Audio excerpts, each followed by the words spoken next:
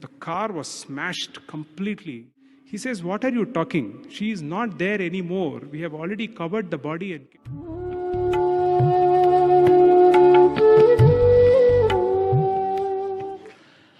in 2007 March, my wife and I, unfortunately, we had a very bad road accident on our way back from Prashanti Nilayam one morning. It was a Thursday. That morning, when I took permission to leave to Bangalore, the first thing Swami asked was, "Vaifu barta idara vapasu?" I wondered why was he asking that, because it was a normal thing. Every time we would go together and return together. I said, "How do, Swami?" Ha ha. Very disgruntledly, he gave permission. And so we sat down, and afterwards we left at about 1 o'clock from there, 12:30 I think. Somewhere near this, after the highway was crossed, when we were coming towards Chikbalapur, the Devanalli cross, we had a terrible road accident. It was a Volvo bus hitting our car head-on. I was not driving very fast, but the road was wrongly structured there. He came and hit head-on. And the car was smashed completely. She collapsed immediately. Lot of blood. Almost a liter of blood was out. Head injury. She just became unconscious. And I was sitting, and I had blood all over me, injuries all over me. I didn't know what to do. We were not even able to remove her out of the car. She was caught. And we went through a lot of trauma. I mean, it's a very long story. If I keep talking about it, it will go on for the next 2 hours, I think. A good Samaritan came. He took us to the Devanhalli government hospital. At a particular point, the hospital head said, "She is no longer there. You have to understand that she is not there anymore. She has gone cold. Everything has ended. We cannot revive her now.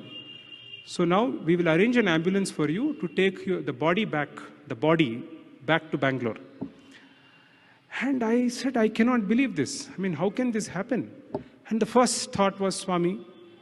And I called one of our seniors in Puttaparthi, who went straight to Swami and reported, "Swami, you tell him nothing is wrong. Tell him to tell the doctors to give her an injection." And he calls me back and he says, "Swami has instructed that you should tell the doctor to give her an injection."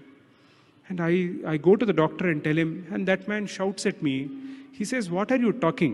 She is not there anymore. We have already covered the body and kept. How do you expect us to give her an injection? Have you gone mad?" I said, "Sai Baba has sent this message." He says, "I don't know how to respond. You go and tell Sai Baba she's already gone." I said, "But since he has said it, you please do it." So he instructs the nurse, and that lady just takes an injection and gives, like that. And the moment that injection was given, she said. So I said, "How can she is alive? How can you say she is gone?" And then he says, this is unimaginable, and the doctors all started fretting, and they couldn't imagine what was happening in front of their eyes. And finally, they thought something had gone wrong with us. Something was wrong at a different plane. I hope you understand. They got scared that somebody whom they had declared as dead was actually making a noise and coming back. They thought something was drastically wrong, but they couldn't appreciate the fact that this was a great Leela of the Lord. And we then put her on an ambulance. It was again a lot of miracle that an ambulance got arranged. Brand new ambulance comes there with a driver in crisp, clean uniform.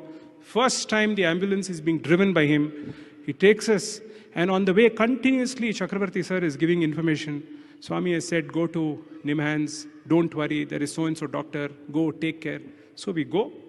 The doctor is waiting there. Incidentally, this doctor, Sathya Prabha, is the daughter of a doctor who is to come to Swami. I think it was Narasappa. Narasappa's daughter is this Dr. Sathya Prabha. We went to Nimhans and everything was ready. And I was soaked in blood, injuries everywhere. I don't know how I was even moving around. There were all kinds of injuries. She was still in almost a very delirious, unconscious state. We reached the hospital. The doctor takes her in. They do all kinds of tests. They say the thin layer of the brain got saved by a few millimeters of inches or something like that. It was a miraculous escape. They said she needs to be there for a few weeks. And believe me, in 2 days' time, with Swami's divine intervention, she got discharged. She came back home. I'm cutting the story short because we don't have time. Miraculously, he intervened and he got her out of the hospital. And that night, the night when I admitted her in the hospital, I went back home. I came home to get change clothes for her. And when I entered the house, the entire kitchen was full of glass pieces. The entire kitchen was flooded with glass pieces. And I didn't realize what was this. How could glass pieces be there in the kitchen? Anyway, I asked the lady in the house, what is this? And she was also shocked. Went back to the hospital. We went through the treatment. And all. Every day, the next 15 days, every day in the evening, Swami would inquire. He would make somebody or the other call. Ask them, how are they? Ask them what is happening. Today, how is she? Today, how is she? And on the second day after the accident happened, Swami, in fact, got into the car and said, take me to his house. I want to go now. And then somebody said, Swami, they are still in Nimhans. So he said, ask them to take rest. Every evening, 6:30, a call would come. How are they? How are they? How are they? After 15 days, he sent a message, asked them to come to Parthi. So we both went to Puttaparthi. That afternoon, he was seated. Swami comes at 3:45 and he takes in students' terminology, it is that square cut, the first cut on the side. The moment he comes into the hall, the first cut he took and he comes around. The moment he is entering the veranda, he says, Punarjanma Kotidini, Punarjanma Kotidini. So I went to him, I said, Swami, everything was gone and you did something which nobody can do. I mean, I didn't know how to express. What will you tell the Lord who has given life back? Call her inside. So I asked her to come. As we are entering the interview room, Swami says, Punarjanma, Punarjanma. He says, Hod janmadalli yeneno marta idri. Ee janma saigagi matra. You did all kinds of things in earlier births. This birth is only for Sai. And then he narrated the entire incident. He said how it happened. He said, I was standing on the road divider and you were crying. He said, you keep telling you have a lot of faith in me, but when you saw your wife was collapsing and dying, you were crying. You didn't even once call out to me. What is this faith that you have? And I was standing there and I was laughing at you. I said, why did you laugh? He said, Swami, how can you laugh? He said, you had no faith in me. You were continuously crying. You should have called out to me. You should have cried out to me. You didn't call out to me. But I didn't let you go.